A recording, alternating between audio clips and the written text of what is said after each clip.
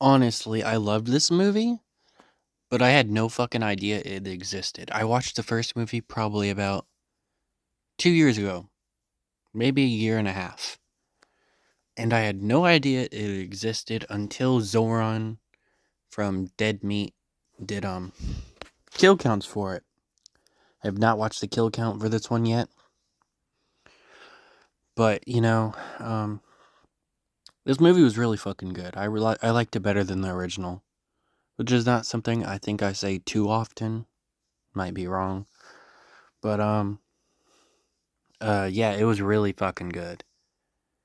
Surprisingly enough, they got the original actor to return, which is not something that happens too often in horror movies. They just pretend the other character doesn't exist, or they briefly show the character for a little bit, and then they get killed. Or they just, mention the character every now and then, but they never return to the series. There's so many different things that happen in the horror genre. And other times they just get a completely different cast, and then that character is not mentioned. Or there's like Final Destination 2, for example, with Alex and the other girl that survived. He gets killed off and he's not really mentioned much besides the fact that he was killed off. Because I think he was filming another movie so he couldn't return or something, or he thought the script was dumb. I don't know. But Alex could not return, so he didn't. And they killed him off, but they kept the other girl. Anyways, talk about the actual movie now. Um, Unfortunately, it definitely goes into the more torture porn category. That is really what the original was going for, but I didn't think it was that bad. It definitely felt like a product of its time, and that's how a lot of horror movies were getting to that violence. Because around the time the first movie came out, we got the Friday the 13th reboot, if I'm not mistaken, and that movie was pretty fucking violent. And there was a few other reboots that year, like My Bloody Valentine, and a lot of movies were getting violent that year, so, you know, it wasn't exactly torture porn. And a lot of people call the Saw series torture porn, but yeah, it's pretty fucking gory, but I don't think it fits into that category either. But this movie, God, it's something else. It's not the worst movie I've ever seen. I've seen way more violent movies that have made me cringe, but I could definitely see why people wouldn't like it. It definitely fits into that category. We see her best friend get killed brutally seconds after she loses her boyfriend. Who, yes, the boyfriend cheated on her. I do want to mention that. But that had just fucking happened. It's not like it happened like, a week ago or a day ago, so she could at least process how much of a piece of shit her boyfriend is. She sees him kiss someone. She punches him in the face.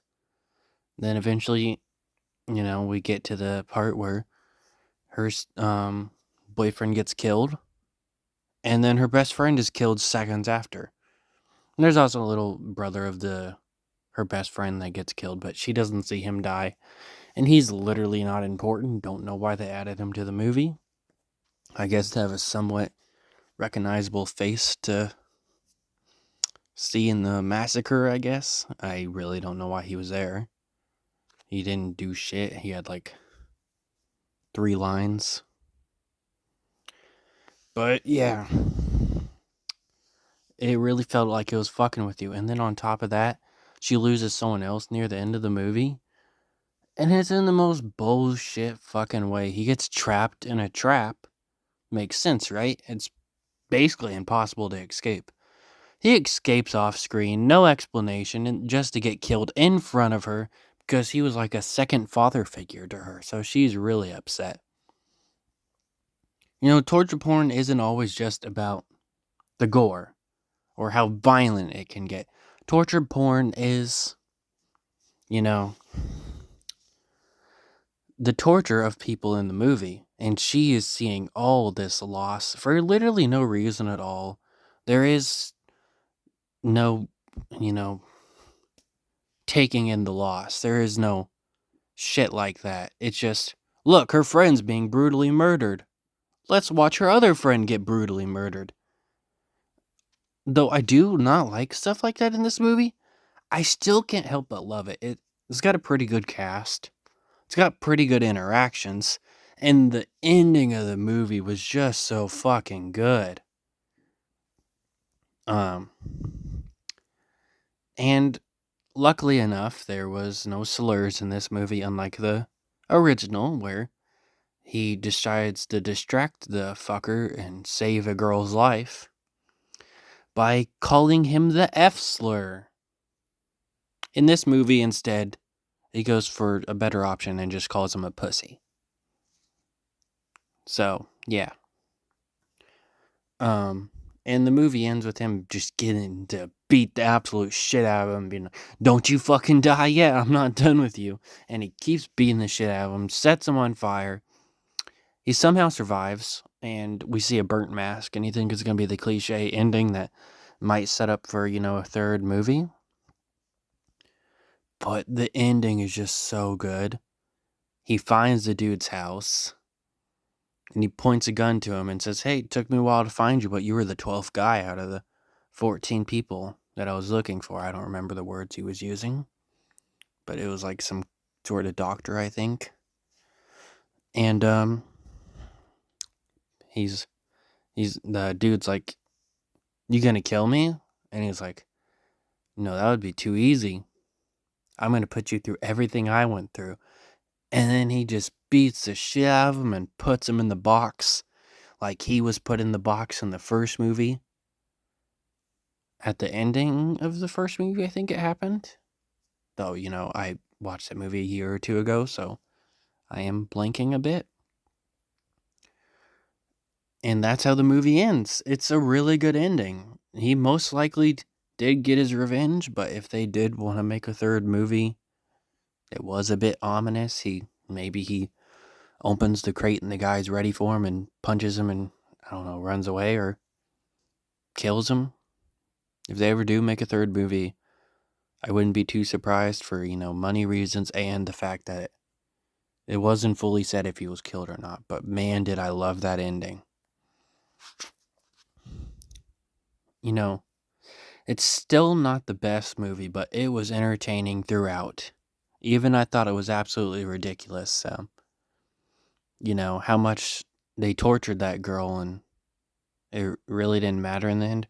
There was some bad dialogue here and there, like this girl is locked in a box and she's like, hey, can you let me out? She lets her out and she's like, who are you?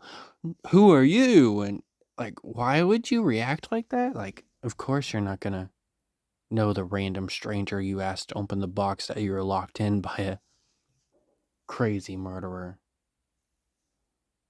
It was just such a little dumb interaction. It baffled me. Of course, that girl ends up being like the lover of him, which was kind of weird.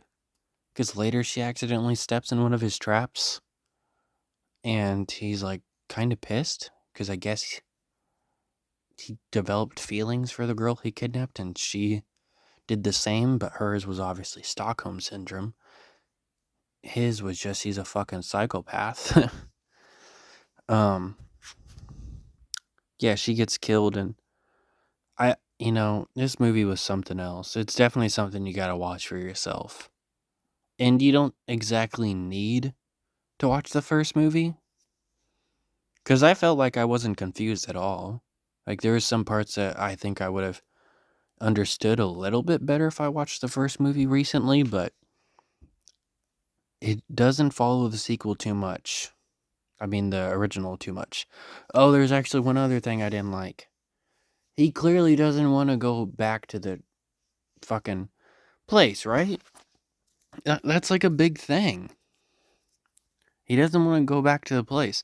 That happens in a lot of horror movies. They don't want to go back to the place, but they're convinced because their best friend apparently got taken off screen. So now they have a motivation or just something. Well, his motivation is in this movie is he won't have to go to jail or whatever. Even though the dude's not even a cop. He says it himself in the movie. So I don't see where his power is, but okay. They never fully explain what he is. He just says he's better than a cop and he does, more than the law or some shit. Maybe he's a bounty hunter. I don't fucking know.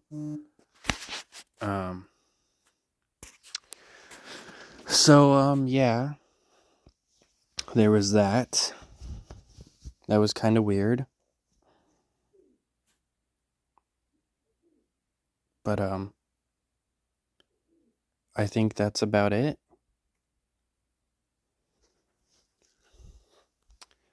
It's definitely a movie you gotta watch for yourself. I know I already said that, but it's pretty good, if not confusing, and some stuff should have been explained a little bit better. Pretty good end to the series if they end it like this, because I love that ending. And yeah, that's about it.